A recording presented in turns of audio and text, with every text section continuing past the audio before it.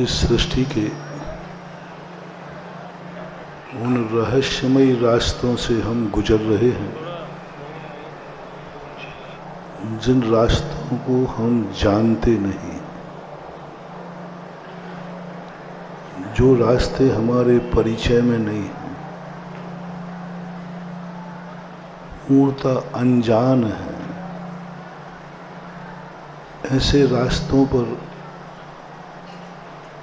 बिना गाइड के चलना खतरा हो सकता है, और उस खतरे से बचने के लिए ही प्रकृति ने गार्जियन दिया,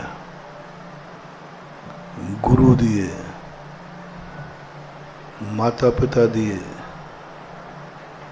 सरकार दी, कानून दिया, धर्म दिया। इन सब का मुख्य उद्देश्य है कि तुम्हें उन अनजान रास्तों का परिचय किया जाए जो रास्ते तुम जानते नहीं। जिस रास्तों पर तुम चलते आए हो, उन रास्तों पर तो आपको कुछ विशेष, कुछ आनंद नहीं आया। आनंद आया तो थोड़ी देर के लिए आया, बाद में दुख ही दुख दिखा। आज तक जितने कार्य व्यक्ति ने किए, सब में वह पूर्णता से संतुष्ट नहीं है। आनंद किसे कहते हैं? अपना जीवन धन्य हो रहा है कि नहीं, इसका मुख्य लक्षण है कि आप अपने जीवन से क्या खुश हो,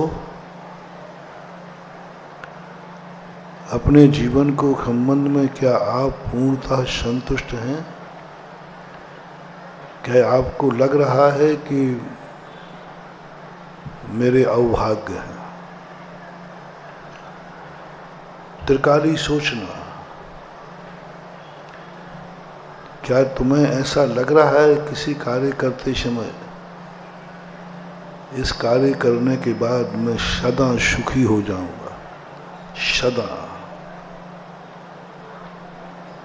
इसके बाद मेरे जीवन में कोई दुख नहीं रहेगा? वह रास्ता अपन को खोजना है। जिस रास्ते पर चलने के बाद फिर हमें कुछ भी चलना नहीं होगा। क्या तुम्हें विश्वास है कि रास्ते पर मैं चल रहा हूं, मैं मंजिल पर पहुंच ही जाऊंगा? दावा करना है, विश्वास करना है। जिस भी रास्ते पे तुम चल रहे हो, क्या तुम पहले दावा कर सकते हो कि मैं जो रास्ते पे चल रहा हूं नियम से पहुंच ही जाऊंगा? ये गारंटी है। विगत दिनों अपन इस बात को समझ चुके, हमें कोई गारंटी नहीं। हमारा पग पग संदेह में भरा है। पग पग पर हमें भय है कि मैं पहुंचूंगा या नहीं। कोई नहीं कह सकता। हम साधु लोग भी नहीं कह सकते कि जिस रास्ते पर हम चल रहे हैं हम एक दिन मंजिल पा लेंगे, रास्ता पूरा हो जाएगा। नहीं कह सकते, बीच में टूट जाएगा, टूटने की संभावना है। तो आप लोग का तो जीवन में और ज्यादा संकट है।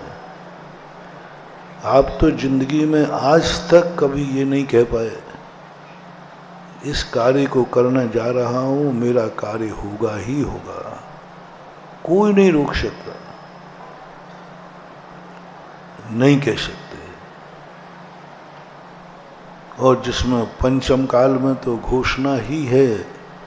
2 दिन पहले बताया था कि इस पंचम काल में कोई भी व्यक्ति कभी अपनी पूर्ण मंजिल को नहीं पा पाएगा।